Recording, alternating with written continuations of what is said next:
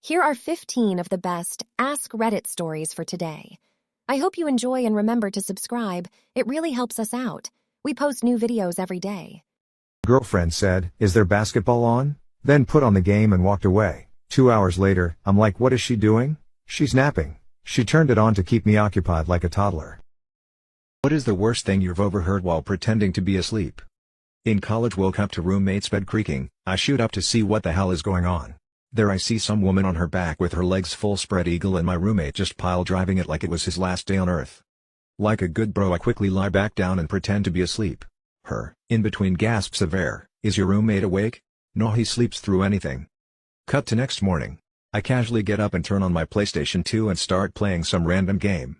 Roommate's fling gets up and casually comes over and sits next to me. "Good morning, my name." I replied, "Good morning," her name. She asked me, "Did you sleep good last night?" Me, "Yeah, I can sleep through anything." As the last word left my mouth, I immediately realize I blew it. She began a huge flurry of slaps at my roommate while cursing at him. He didn't care because he was too busy laughing the whole time. As a teenager, what was the worst thing your parents ever walked in on you doing? I don't know why I did it. But I was 14 and kinda curious. It was late, I didn't think anybody was gonna come down my hallway, so I left my door wide open. I knelt down to the ground, stuck my tongue out, placed it on the wall, and proceeded to lick the wall from the bottom to as high as I could go standing up. I looked to my left and my dad was just standing there with a big ass smile on his face. He yells out to my mom, "Yo, this weird ass kid is licking the wall." I still don't understand why I had the urge to do that. That was a weird night. People who've dated a psycho, what incident made you aware that you were dating a psycho? Laying in bed one night after a fight, most likely over something trivial, my girlfriend fell out of the bed. Maybe she rolled out, but it seemed like a fall. She then stood up, and started running into walls. Bloodied herself up real good, and I couldn't get her to stop. Downstairs neighbor heard the commotion and called the police. Police show up, and see her sitting on the couch all bloody. Police become very interested in me. I try to explain to them she is running herself into the walls. They do not believe me, who in their right mind would? Fortunately for me, she stands up and runs across the room, right into a wall, practically knocking herself out. Police provide me an escort to the hospital. Still don't trust me, I suspect. After the hospital staff take her into the back by herself, to ask her if I was hurting her. I'm sure, they allow me in the back room. While waiting, she gets out of bed and grabs a bunch of gauze from the cabinet and starts wiping the floor with it. I ask her what she was doing, and she tells me that she is cleaning the floor so the fish can see out of it. During her 2-month stay on the top floor of the hospital, I continued to visit her.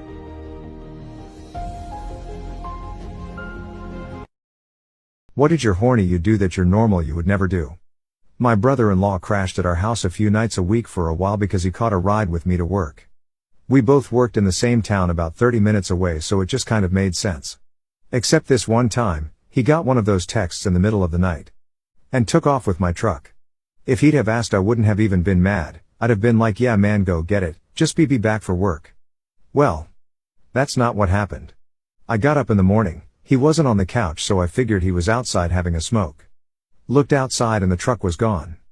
God damn it.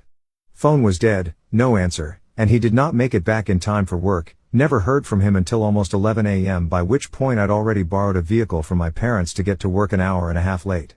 Needless to say, I was freaking livid, but by the time I had a chance to talk to him, I didn't even need to say anything. The verbal beatdown he got from his older brother, dad, and my wife were all far worse than anything I could have even added in at that point. It's your secret that could literally ruin your life if it came out.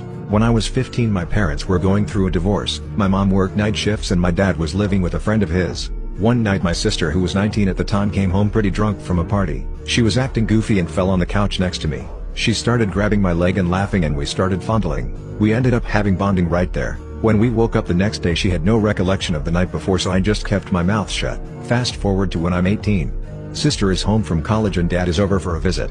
They get into an argument, and in a fit of rage my dad announces how he has never forgiven her for the abortion she got when she was 19 and subsequently killing his grandchild. He's very religious. I then realized the baby she aborted was in fact mine. And as far as I know, I am the only one who knows, since she has never mentioned that night. He asked me what was wrong, and I spent like 10 minutes just repeating what my friends had told me, and about how people who like feet are weird, and don't care about anything else. He looked really sad, and told me he didn't know I felt like that about him. He got up and left. I don't fucking know why I said any of that stupid shit to him. He had never been creepy, he had never been anything but loving to me, but I called him a pervert. And then I immediately turned to my friends, and they were telling me that he was confirmed one of those creepy feet guys, because he left instead of talking to me and apologizing. My neutral friend again told me to talk to him, but I spent 2 days thinking to myself that there must be something wrong with him. He didn't contact me again, so I texted him we need to talk about our relationship. He texted back he would come over that night, and he did. He was holding a box of my stuff I had left at his place, and said I'm not going to stay with someone who thinks I'm a predator. Then he just walked away. I was stunned, and didn't say anything, but that quickly turned to anger. I just thought they were right, he's a fucking creep, I'm glad he's gone. I turned to my friends again, and the two told me they'd help me get over him, and hook me up with someone normal. My neutral friend advised me again to not leave my relationship like this, but I'm an idiot. I'm horrible. I'm a piece of fucking shit, and I deserve fucking everything I get. Every night the past month, I've been thinking about him, and the more I think the bigger the pit in my stomach gets. It all exploded a week ago. I got extremely drunk, and had left my boyfriend over his foot fetish and I hate myself. I was with him for a year, and our relationship was fucking amazing. He constantly made me feel loved, and always treated me with respect. He was always doing little things for me, and would help me with stuff even when I didn't ask for it. The sex was amazing too, it just felt like we were compatible on every level. About 3 months ago, he told me he had something to confess. He said that he had a foot fetish, and that he hadn't told me about it, because an ex of his had taken it weird, and he didn't want me to think badly of him. Looking back it was kind of obvious, since he would always compliment my nail polish, and was pretty eager to rub my feet if I asked him to. He even paid for me to get a pedicure, because he said French tips would look cute on me.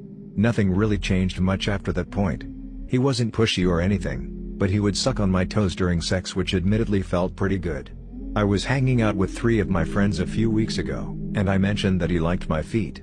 2 of them started telling me that was a red flag and that he might be a creep. I had seen some people who were weird about it online before, but they were showing me all these websites and forums and people who take creep shots of women's feet, and I started feeling anxious. My third friend who was there was neutral about it, but told me maybe to talk to him, because he had never really given off those kinds of vibes. I stupidly didn't, and pushed it to the back of my head until I saw him again 2 days later. We were at my apartment, and were messing around. He started to kiss my feet, and I pulled back from him. What family secret do you know that you're not supposed to know? I was used as a test dummy to see if my uncle was actually a Prince Andrew. I guess they were suspicious. Instead of doing anything responsible, they set me up.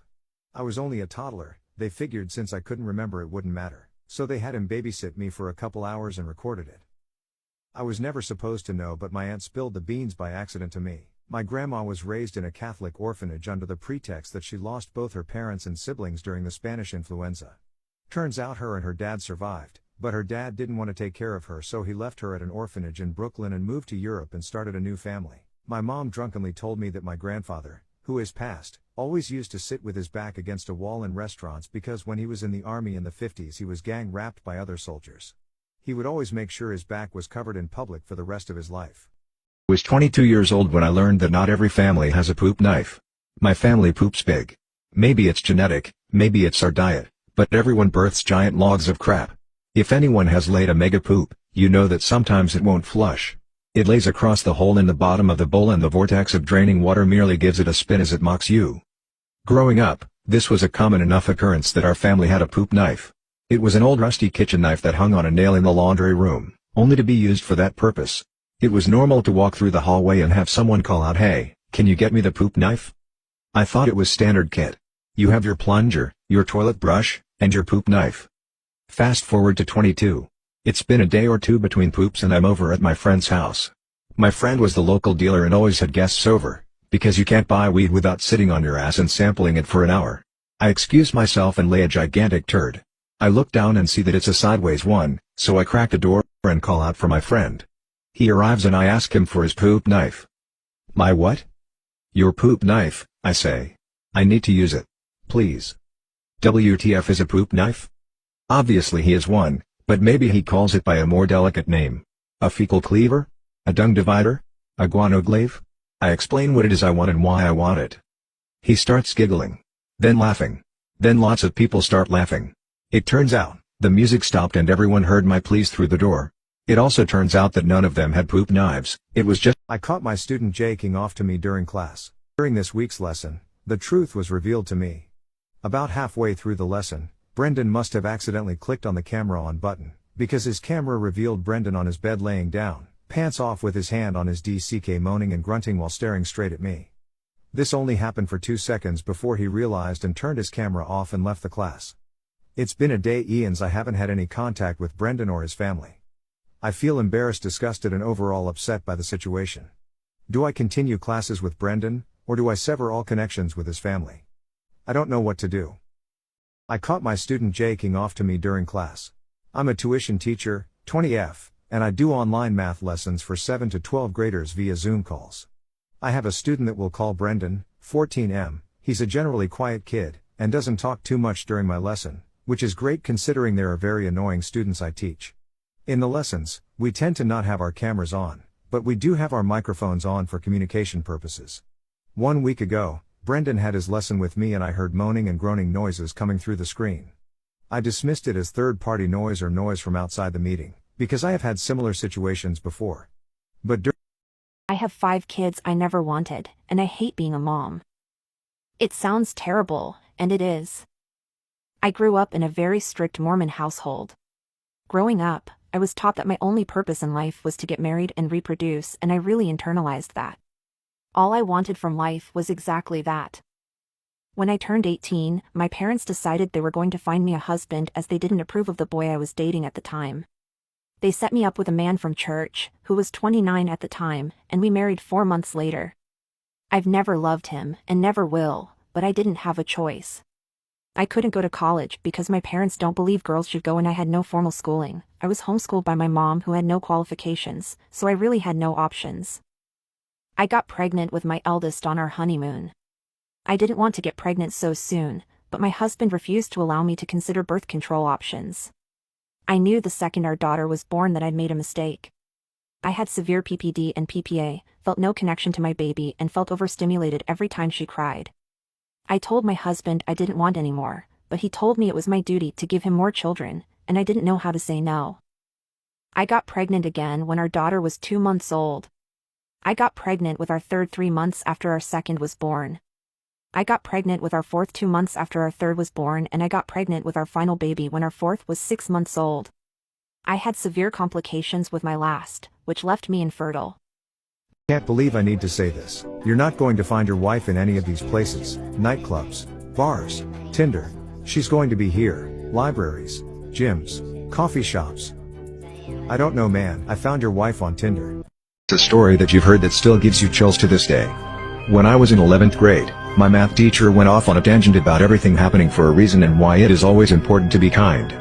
At first I was only half listening, then things got interesting. When he was a senior in university, he decided that in his last days he would go around to students sitting alone in the cafeteria and strike up a conversation. He approached a girl sitting alone and asked if he could have lunch with her. She seemed hesitant at first but then agreed. They struck up a conversation and ended up talking for a while. She eventually asked him, in a startled way, why he came and sat with her. He explained to her that it had become his goal to sit with people he didn't know. She told him that this wasn't the first time someone had randomly asked her to have lunch with them. Apparently when she was in high school she was very shy and unpopular and usually spent her lunch breaks in the library. Towards the end of the year a group of popular girls asked her to have lunch with them. She was shocked and then said no at first. They persisted and she eventually agreed. They got in one of the girls' cars and drove off school property headed to a restaurant. As they were driving down the road dozens of cop cars whizzed past them. She went to Columbine High School. It was April 20, 1999. She escaped being in the library, where the majority of the shootings took place, because a group of girls decided to reach out to her. What is the best quote you have ever seen, read, and or heard? This one always stuck with me. We judge others by their actions, but we judge ourselves by our intentions. What hurts me the most, is knowing that there are people who keep saying they want to die when all they really want is to start living. Growing up is merely watching your heroes turn human right before your eyes. Maturity begins when you can be right without having to prove the other person wrong. If you love a flower, don't pick it up. Because if you pick it up it dies and it ceases to be what you love. So if you love a flower, let it be. Love is not about possession. Love is about appreciation. When a person tells you that you hurt them, you don't get to decide that you did. Give me 6 hours to chop a tree, I will spend the first 4 sharpening my axe. Give me 30 minutes to embait, and I'll spend 27 minutes finding the perfect video.